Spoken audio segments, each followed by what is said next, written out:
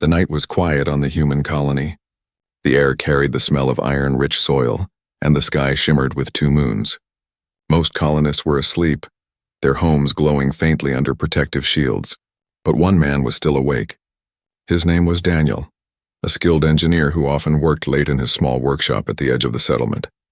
Daniel liked silence. Machines did not argue or gossip. They just followed his hands, his mind, his tools. Tonight he was busy repairing a power cell when something strange reached his ears. At first it was faint, almost hidden under the hum of his equipment. A sound like crying. He stopped, frowning. No human child would be out this late. The colony gates were closed. The forests beyond were dangerous, filled with unknown creatures. Yet the sound came again, soft, weak, but filled with pain. Daniel set down his tools and stepped outside. The night air was colder than he expected. He listened, holding his breath. There it was again, the cry, coming from the tree line just beyond the fence. Against his better judgment, he moved closer. The colonists had strict rules. Never cross into the forest alone. But something about the sound pulled at him. It wasn't just crying. It was desperation. He opened the small side gate, slipped through, and walked carefully into the shadows. The forest floor crunched beneath his boots, and the two moons gave just enough light to guide him. His heart beat faster with every step. Then he saw it. At the base of a tree, curled up and trembling, was a child. But not a human child. Its skin was pale silver, glowing faintly in the moonlight. Its eyes were large and dark, filled with tears. Its body was thin, almost fragile. And most shocking of all, its right arm was missing from the elbow down. The wound was old, not fresh, but it still looked painful. Daniel froze. He knew what he was looking at. Every colonist knew. This was one of them. The aliens who had lived on this planet long before humans came. The same aliens the colony feared, the ones spoken of in whispers. The child looked at him, frightened, and tried to crawl away. Its movements were clumsy, unbalanced. Without the missing limb, it stumbled and fell, whimpering in pain. Daniel's first instinct was to turn back. If anyone saw him here helping an alien, there would be questions, maybe even punishment. The colony leaders had warned them many times. Avoid all contact. The aliens were not trusted. No one knew their true intentions. But as Daniel watched the small figure struggle, he felt something stronger than fear. Pity. The child wasn't dangerous. It wasn't a soldier. It wasn't an enemy. It was just a child, alone, hurt, afraid. Slowly he knelt down, keeping his hands open to show he meant no harm. His voice was low, calm, the same voice he used when fixing delicate machines. "It's all right," he whispered. "I won't hurt you." The child tilted its head, breathing fast. It did not understand the words, but it seemed to understand the tone. Still trembling, it stopped trying to crawl away. Daniel glanced at the missing arm again. His mind, trained in mechanics and design, began to move on its own. A thought struck him, dangerous but powerful. I could build something. I could help. He shook his head quickly. No, that was madness. Bringing the alien child back to his workshop could mean exile, even death. If the colony leaders found out, they would never forgive him. Yet as the child's dark eyes locked on his, Daniel felt the weight of a choice. If he walked away now, the child would die. The forest was no place for someone so weak, so broken. The crying grew softer, as if the child was running out of strength. Its small frame shook with every breath. Daniel sighed. He had fixed machines his whole life, but maybe tonight he was meant to fix something more. He took off his jacket and wrapped it gently around the child. The alien flinched at first, then relaxed, its body sinking into the warmth. "Come on," Daniel muttered. "You're coming with me." He lifted the child into his arms. It was lighter than he expected, almost weightless. He could feel its heartbeat, fast and fragile, against his chest. The journey back to the workshop felt longer than before. Every shadow seemed like a watchful eye. Every rustle in the forest made his heart race. But he kept moving, step by step, refusing to turn back. When he reached the side gate, he glanced around. The colony was still quiet. No one had seen him. He slipped inside, closing the gate behind him, and hurried into his workshop. Inside, he laid the child on a soft blanket near the workbench. The alien looked up at him, tired but calmer. Its eyes, though strange, carried something Daniel understood well: hope. Daniel leaned against the wall, breathing heavily. He knew he had just broken the colony's most important rule. He knew the risk he had taken. But as he looked at the child shivering under his jacket, he also knew something else. This was only the beginning. Daniel barely slept that night. The alien child lay curled in the corner of his workshop, wrapped in his jacket, breathing softly. Its silver skin reflected the dim light of the lantern. Every time Daniel closed his eyes, he saw its face, so fragile, so lost. He told himself 100 times to stop. To open the door, carry the child back to the forest and leave it there. That would be the safest choice. The right choice by colony law. No one would ever know. But when the child stirred and whimpered in its sleep, Daniel found himself moving closer instead of away. He placed a blanket over it, careful not to wake it. And once again, he felt that heavy pull in his chest. By morning, the colony outside was alive with routine. Machines hummed, voices echoed through the streets, and guards patrolled the perimeter. Daniel stood by his workbench, hands pressed against the cool metal, his thoughts louder than the noise outside. What am I doing? He looked at the child. It was awake now, sitting up, its large, dark eyes following him. It made no sound, only watched. When Daniel reached for a piece of bread from his food supply, the child tilted its head, curious. He broke the bread in half and offered it. The alien sniffed it first, then took a tiny bite. Slowly, carefully it ate, never taking its eyes off him. Daniel sighed. You're hungry, huh? The child didn't understand the words, but it understood the kindness. For a moment, Daniel almost smiled. Then a loud knock rattled his door. His heart jumped. He quickly covered the child with the blanket and moved to the door. When he opened it, one of the colonists stood outside. Harris, a neighbor. You were up late again, Harris said, squinting. Did you hear the reports? Someone claimed they saw movement in the forest last night. Could be one of them. Daniel forced his face to stay calm. Probably just an animal. Harris grunted. Maybe. Still, the leaders want everyone to stay alert. You see anything strange, you report it. Don't take chances. Of course, Daniel replied. Harris left, but Daniel's pulse did not slow until long after the man was gone. He closed the door quickly and leaned against it, sweat on his forehead. The child peeked out from under the blanket, wide-eyed. Daniel stared at it for a long moment. He realized then that the decision was no longer about rules or fear. It was about trust. If he helped this child, he would betray the colony's laws. If he didn't, the child would die. Hours passed as Daniel worked at his bench, tools clinking softly. But he wasn't repairing machines today. He was thinking, calculating, imagining. His mind kept circling back to one idea, impossible yet irresistible, a prosthetic limb.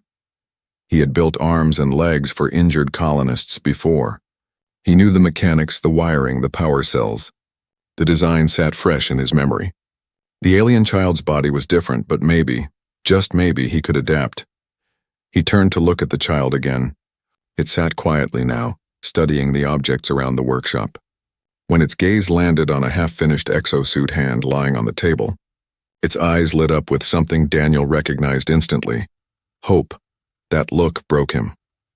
All right, he whispered, more to himself than to the child. I'll try. The words tasted dangerous. Once spoken, they felt permanent. He gathered scraps of alloy, wiring, and plating from the shelves. He sketched rough outlines on a notepad, his pencil scratching quickly across the paper. The design would need to be lighter, more flexible than human models. It would need to respond to signals from nerves or whatever system this alien body used. Every problem he wrote down felt impossible. Yet each time he found a possible solution. His mind was alive in a way it hadn't been in years. But even as excitement grew, fear whispered in his ear. If the leaders found out? If Harris suspected something? If anyone saw the alien in his workshop? The punishment for treason was exile. Sometimes worse. Daniel stopped, staring at the unfinished sketch. His hand trembled. Why am I risking everything for this child? The answer came quickly, because no one else would. He looked again at the small figure under the blanket, nibbling at the last piece of bread. The child noticed his gaze and gave a faint smile, a strange, crooked expression, but full of warmth. Daniel felt his chest tighten. Machines could be rebuilt, laws could be broken, but that smile, it was alive, real, irreplaceable. The decision was made. That night, when the colony grew silent again, Daniel locked his workshop doors, closed the windows, and lit a single lamp. He gathered the tools he would need and placed the alloy pieces on the table. The child watched him with curious eyes, tilting its head whenever he moved. Daniel held up a small metal frame shaped like the beginning of a forearm. "This," he said softly, "is for you." The child didn't understand the words, but it reached out with its remaining hand and touched the cool metal. Its eyes widened, and for the first time since Daniel had found it, it gave a small laugh. A sound soft, fragile, but full of life. Daniel froze, stunned. He hadn't expected that. The laugh was enough. It gave him courage. It silenced the fear. He smiled back, though he knew tomorrow would bring danger. Suspicion, maybe disaster. Still, he set his tools down firmly on the workbench and whispered, "Then let's begin." Daniel's workshop was quiet except for the sound of tools clicking against metal. The rest of the colony slept, but he stayed awake, hunched over his workbench. Every bolt, every wire, every joint demanded his focus. The child sat nearby, wrapped in the same blanket, watching with wide, dark eyes. It made no sound, but its gaze never left Daniel. At first, that stare unnerved him. But as the hours passed, he began to find comfort in it. The child wasn't afraid anymore. It was curious, hopeful. Daniel spread out pieces of alloy on the table. The first task was to shape the frame. Human prosthetics were heavy and built for bodies far stronger than this fragile creature. He needed something lighter, thinner, but strong enough to survive use. His hands worked quickly, bending and welding. Sparks lit up the dim room, casting brief shadows across the walls. Sweat formed on his forehead, not from the heat, but from the pressure. "This has to work," he muttered. The child tilted its head, as if listening, though it could not understand his words. Still, Daniel felt less alone with it, watching. By morning, the first skeleton of the limb took form. A simple arm, slender and unfinished, with gaps where wires and plating would go. Daniel held it up, turning it under the lamplight. It wasn't perfect, but it was a start. He set it aside and leaned back, exhausted. His eyes closed for a moment, but the memory of Harris's visit returned sharply. Suspicion, questions, danger. If the colony learned what he was building, it wouldn't matter how noble his intentions were. "I'll have to hide this. Every part. Every tool," he sighed, forcing himself up. The child had fallen asleep again, its small chest rising and falling softly. Daniel pulled the blanket closer around it, then quietly hid the unfinished limb inside a crate beneath the floorboards. That day, he acted normal in front of others. He joined the workers for a routine check of the colony's generators, spoke little, and kept his face calm. But inside, his thoughts never left the hidden arm waiting in his workshop. When night fell again, he returned to his secret task.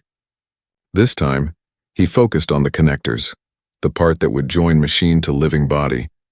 This was dangerous ground. Human nerves and muscles worked one way. The alien child system might be completely different. He had no guide, no data, only instinct and guesswork. He studied the child carefully. When it moved its remaining hand, the muscles along its forearm twitched in patterns not unlike a human's. Daniel watched, memorizing the signals. "All right," he whispered, sketching quickly. "We'll try it this way." Hours stretched into days. The workshop became both a prison and a sanctuary. Daniel barely left except for food and short duties in the colony to keep suspicion away. Every free moment was spent in the glow of his lamp, carving, wiring, testing. The child became his silent partner. It pointed at tools, laughed softly when he dropped a piece, and once even tried to mimic his hammering with a small stick. The sound of that laugh filled Daniel with energy no rest could give, but mistakes came too. One night, a prototype hand sparked and burned out, filling the room with smoke. The child jumped back in fear. Daniel cursed under his breath, slamming the broken piece on the table. For a moment, doubt overwhelmed him. "What am I doing?" he whispered harshly. "This is impossible." The child stepped closer, tugging gently at his sleeve with its tiny remaining hand. Its eyes met his, full of quiet trust. Daniel froze. In that look, he saw no doubt, no fear. Only belief. He sighed, shoulders dropping. "All right." No giving up. By the end of the week, the limb was nearly complete. A silver arm, sleek and light, with joints that moved smoothly under his touch. Tiny wires coiled inside, designed to catch the faintest signals. The hand had 5 slender fingers, delicate yet strong. It was beautiful, but beauty wasn't enough. It had to work. Daniel stared at it for a long time, then turned to the child. "Tomorrow," he said quietly. "We try tomorrow." That night, sleep refused him. He lay on the floor of the workshop, staring at the ceiling. His mind raced with questions. What if the limb failed? What if it hurt the child? What if the colony discovered them? But morning came anyway, and with it the moment of truth. Daniel carefully lifted the limb from its crate and set it on the table. The child came closer, nervous but curious. Daniel knelt beside it, holding the metal arm in his hands. "This may hurt," he said softly, though he doubted it understood. He began the process. Wires touched skin, connectors aligned with muscles. At first nothing happened. Just silence. His heart sank. Then the fingers twitched. The child gasped, eyes wide. Slowly, clumsily, the new arm rose. The fingers curled, then opened again. Daniel stared, hardly believing it. The child laughed, louder this time, pure and bright. It raised the arm higher, shaky but full of life. Daniel's throat tightened. He had built many machines in his life, but nothing had ever felt like this. As the child waved its new hand with joy, Daniel whispered to himself, "This is only the beginning." The morning after the limb came to life, the workshop no longer felt like a cold place of tools and wires. For the first time in years, Daniel felt warmth inside those walls. The alien child sat on the floor, testing its new arm with excitement. It opened and closed the fingers again and again, each movement clumsy but full of determination. Daniel leaned back against his bench, exhausted yet smiling faintly. He had spent nights without proper sleep, hands blistered from work, eyes burning from the lamp. But watching the child raise its new hand to the light made every sacrifice worth it. The child laughed, a sound strange to human ears, like wind running through hollow metal. But to Daniel it was the most alive sound he had heard in a long time. "Not bad," he whispered, though he knew the child could not understand. Not bad at all. The bond between them began to grow quietly in the days that followed. At first it was small gestures. The child started bringing him tools when he worked, pointing to the right one as if it somehow knew what he needed. Sometimes it would mimic his actions, pretending to hammer or screw pieces of scrap. Daniel found himself chuckling, a sound he had not made in years, but trust came slowly. The child still startled at loud noises. When guards' footsteps echoed outside the workshop, it would crawl into the shadowed corner and cover its head with the blanket. Daniel would place a hand on its shoulder, whispering calm words until it stopped trembling. The colony around them remained unaware. To the others, Daniel was simply more reclusive than usual, buried in his projects. Only Harris passed by now and then, suspicious eyes scanning the workshop door. Each time Daniel felt his pulse quicken, afraid the secret would be revealed. Inside, though, another world was forming. One evening, Daniel brought out a small wooden toy he had carved long ago, back when his sister's child was still alive. It was a bird, simple but smooth, its wings shaped to catch the air when thrown. He placed it on the floor in front of the alien child. The child blinked, tilting its head. Then carefully it picked up the toy with its new hand. For a moment the movement was stiff, unnatural. But slowly, with practice, the fingers gripped it. The child threw it clumsily and the bird spun across the floor. The sound that followed, another bubbling laugh, filled the room. Daniel laughed too, a real laugh, loud enough to startle himself. He hadn't realized how empty his life had been until that sound broke the silence. That night, as the child slept peacefully under the blanket, Daniel sat awake at his bench, staring at the half-finished sketches of other designs. He could build more, improvements, maybe even something beyond what humans had. But deeper than that thought was another. Why does this child matter so much to me? It wasn't just pity. It wasn't just the thrill of solving a mechanical puzzle. It was something more dangerous. He cared, truly cared. The next morning, that feeling was tested. The child wanted to walk outside. It pulled at Daniel's sleeve, pointing to the door, its new arm flexing as if eager to show the world. Daniel hesitated. The risk was enormous. If anyone saw, the secret would end.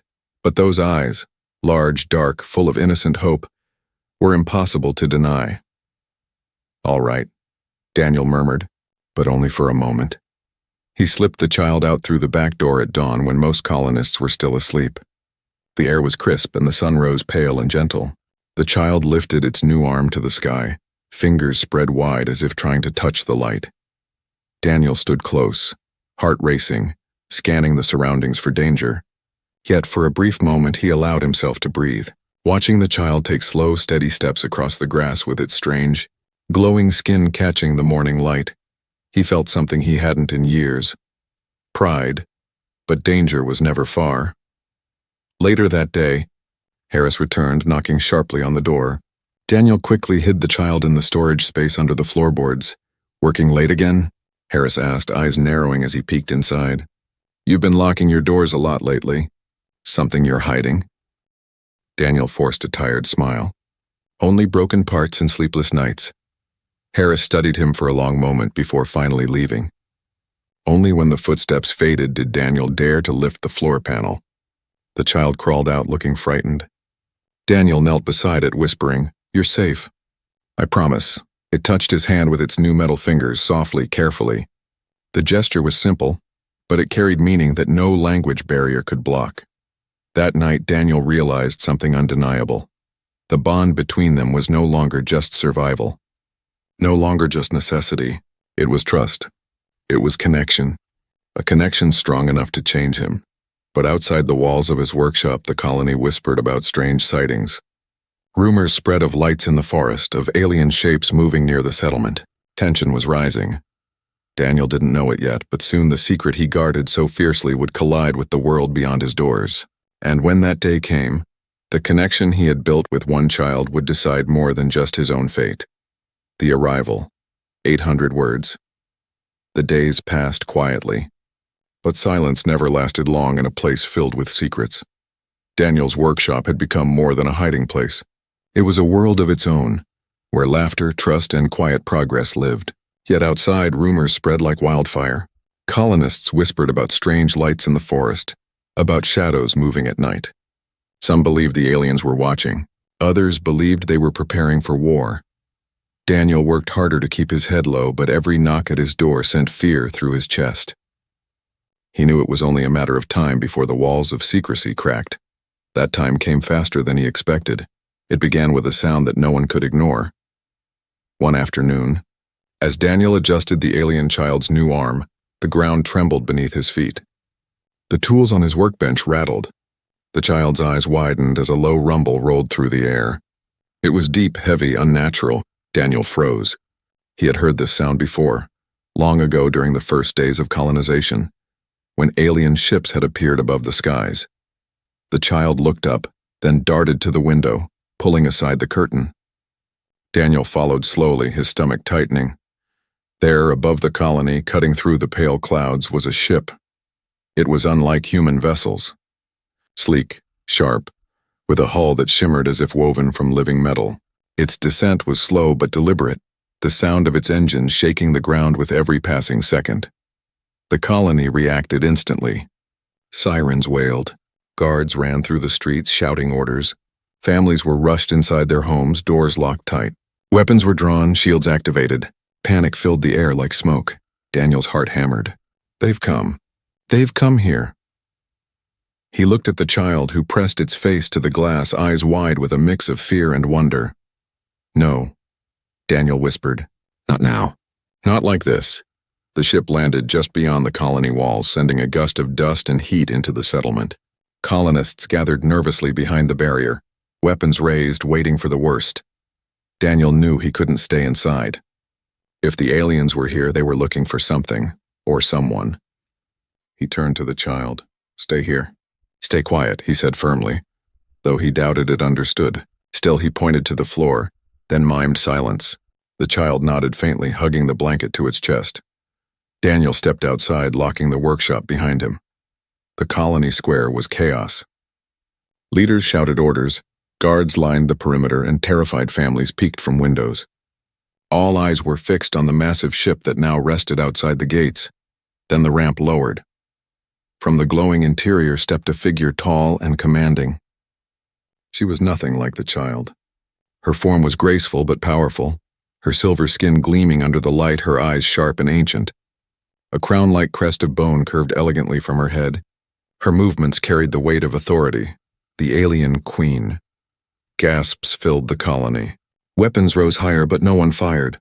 Fear held every hand still. The Queen did not look at the colonists. She did not look at the guards or the weapons aimed at her. She walked forward with calm steps, her gaze fixed on a single direction. Daniel's workshop. Daniel's blood ran cold. "No," he breathed. Harris, standing among the guards, noticed Daniel's pale face. "Why is she looking this way?" he demanded. Suspicion flared in his eyes. Daniel forced himself to stay calm. "I don't know," he lied, but his voice shook. The Queen reached the gates. The guards hesitated, then parted as if her presence alone commanded obedience. She stepped into the colony, her silver figure towering above the humans. Silence spread, broken only by the steady thrum of the ship's engines. Step by step, she drew closer, and with each step, Daniel felt the noose tighten around his secret. Finally, she stopped in front of his workshop. Her head tilted, her dark eyes narrowing as if she could see through the walls. The colonists whispered frantically. Harris hissed to the leaders. "She knows something. She's searching for something here." Daniel's chest tightened. Inside, the child hid beneath the floorboards, clutching the blanket and trembling. He could almost feel its fear echo through the walls. The Queen raised her hand slowly, placing it against the door of the workshop. The metal creaked under her touch, but she did not force it open. Instead, she closed her eyes. The air grew heavy. Even the sirens faded, as if the colony itself held its breath. Then her voice rang out. It was soft, but carried power, speaking in a language none of the colonists knew. The words were strange, flowing, almost like music. Daniel didn't understand the language, but the meaning was clear. She was calling. Inside, the child stirred. Its eyes widened as recognition filled them. Slowly, carefully, it crawled out from the shadows. It looked at the door, then at the prosthetic arm Daniel had given it. And for the first time, it didn't look afraid. Outside, Daniel's hands trembled. He knew what was about to happen. He knew the secret he had fought to protect was about to burst open in front of the entire colony. The Queen's eyes opened. She turned, meeting Daniel's gaze across the silent crowd. There was no anger in her face, only certainty. She had found what she came for. The colony square was silent, but the silence was heavy, like the air before a storm. All eyes were on the alien Queen as she stood before Daniel's workshop. The guards kept their weapons raised, but none dared to fire. Fear and confusion bound them as tightly as chains. Daniel stood frozen among the crowd. Sweat ran down his back, but it wasn't the heat of the ship engines. It was the weight of every secret he had hidden now pressing down on him. The Queen rested her hand on the door for a moment longer, then spoke again in her flowing, melodic tongue. Though no human understood, the meaning rippled through the air like a vibration. It was a call, not of war, but of recognition. From inside, a faint sound answered. The child. Daniel's chest tightened. He wanted to move, to stop what was coming, but his legs felt locked to the ground. He could only watch. Slowly, the workshop door creaked open. The alien child stepped out, its blanket slipping from its shoulders, the mechanical arm gleaming in the light. Gasps filled the square. Every colonist knew instantly what this meant. Daniel had broken the law. He had harbored one of them. He had betrayed their rules. Harris was the first to shout. "Traitor! He's been hiding it all along." The guards turned their weapons on Daniel. He raised his hands quickly, heart pounding, but his eyes never left the child. The child, however, was not looking at the humans. Its gaze was locked on the Queen. And the Queen, her expression softened for the first time since her arrival. She stepped forward, lowering herself gracefully until she knelt before the small figure. The crowd fell into shocked silence. The Queen extended her hand, touching the child's new arm. Her long fingers traced the metal joints, the smooth silver plating. The alien child lifted the arm, showing her proudly how it moved, and then the impossible happened. The Queen smiled. Daniel's breath caught. He had expected anger, rage, punishment, but the Queen looked at her child with eyes full of relief, not wrath. Harris shouted again, voice trembling with fear. "She's tricking us. She's here to kill us all." The Queen ignored him. Her voice came again, softer this time, and though no human words could match it, the tone was unmistakable. Gratitude. Daniel took a hesitant step forward. The guards tensed, but he spoke, his voice shaking. "I didn't mean harm," he said loudly enough for the crowd to hear. The child was hurt, alone. I couldn't leave it to die. Whispers rippled through the colonists. Some looked horrified, others conflicted. A few lowered their weapons, uncertain. The Queen finally rose to her full height, turning her gaze on Daniel. Her eyes, deep and endless, studied him with a weight that made his knees weak. Then she spoke again. This time, a translator device on her wrist flickered, turning her language into halting but clear human words. You gave my child a hand. Gasps spread again. Daniel's mouth went dry. Your child? The Queen nodded slowly. My heir, taken from me, lost during war. I searched, and found here. The child ran to her, clutching at her robes with its new arm. The Queen placed her hand gently on its head. The image was so tender, so undeniable, that even the most fearful colonists faltered. Harris, however, refused to bend. His face twisted with anger. Don't listen to her. This is a trick. He's led them right to us. He raised his weapon at Daniel. The Queen's eyes flashed. In an instant, her guards stepped from the ship, weapons far more advanced than anything the humans had. Their movement was swift, precise, silent, deadly. The colonists panicked, but no shot was fired. The Queen raised her hand and her guards froze. Her voice thundered, translated with a chilling echo. No blood. The word struck harder than any weapon. The silence that followed was absolute. Daniel lowered his trembling hands slowly. His eyes met the Queen's. You protected what is mine, she said, her voice quieter now. You risked your kind's law. Why? Daniel swallowed hard. Because it was a child. That's all I saw. A child who needed help. The Queen regarded him for a long, heavy moment. Then in front of everyone, she bowed her head. Not deeply, but enough to send a shock through the colony. An alien queen bowing to a human. Daniel's breath caught. The colonists stood in stunned silence. Harris lowered his weapon at last, his anger replaced by raw confusion. The child turned back to Daniel, smiling through tear-filled eyes, raising its new arm as if to show him again what they had built together. Daniel's heart twisted. He had expected to be punished, perhaps even killed. Instead, he stood at the center of something no one could yet understand, a fragile bridge between two worlds. But as he looked at the Queen's ship, towering above the colony, he knew this was not the end. This was the beginning of something far larger and far more dangerous than anything he had ever imagined. The colony stood frozen. The air was heavy, the silence sharp.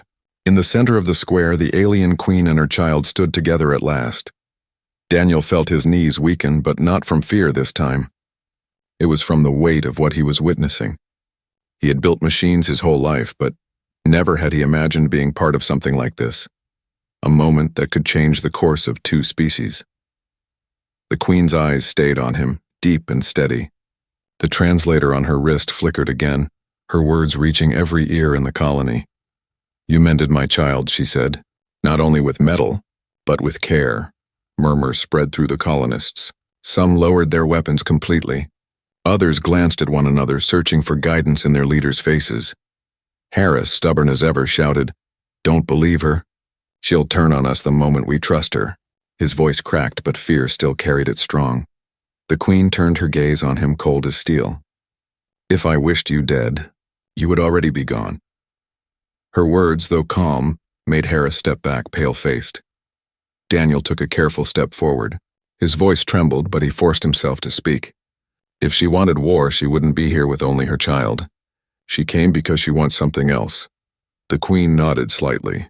Peace, she said simply. And truth, gasps echoed. The word peace was one no colonist had expected from alien lips. Daniel's mind raced. For years, humans had feared these beings, whispered stories of their cruelty. But here she was, bowing her head to him, asking for peace. He knew the colony leaders would resist. Fear ran deep, and fear made men blind. The Queen raised her hand, and her guards lowered their weapons. Then she looked at Daniel again. You gave what my kind could not. You saw not enemy on not heir, only a child. Her words struck deep, even in those who distrusted her. The colonists began to murmur, voices uncertain but no longer filled with anger. The child clutched at the Queen's robes, then turned its mechanical arm toward Daniel, showing it proudly again. The Queen touched the limb, her voice soft. Your craft will be remembered. Daniel felt his throat tighten. He had not done this for glory, but in that moment he understood that his choice carried more than personal meaning. It had changed history. Still, the danger wasn't gone. The colony leader, an older man named Grayson, finally stepped forward.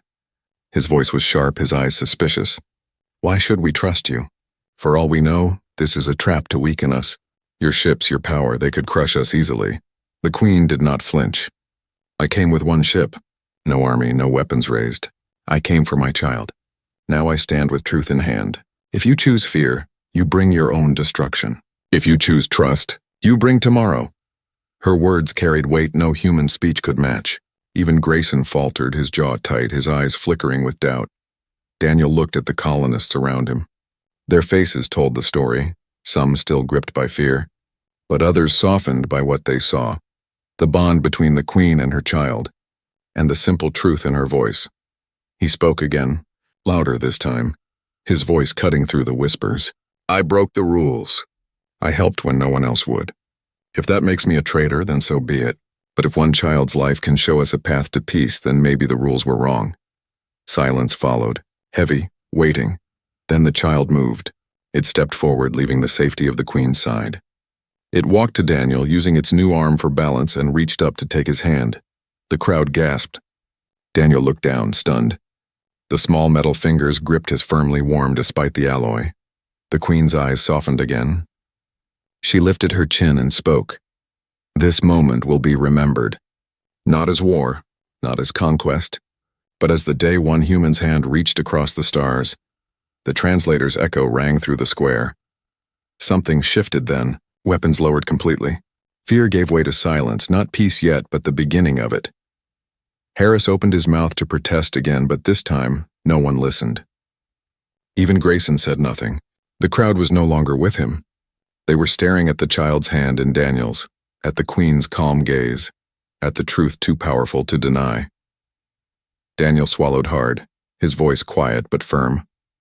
"Then let it begin here." The Queen bowed her head once more. The child squeezed his hand, and just like that, the future changed. From that day on, no one in the colony could look at the aliens the same way again, and no one could forget that peace began not with armies or treaties, but with a broken limb, a human engineer, and a child who learned to smile again.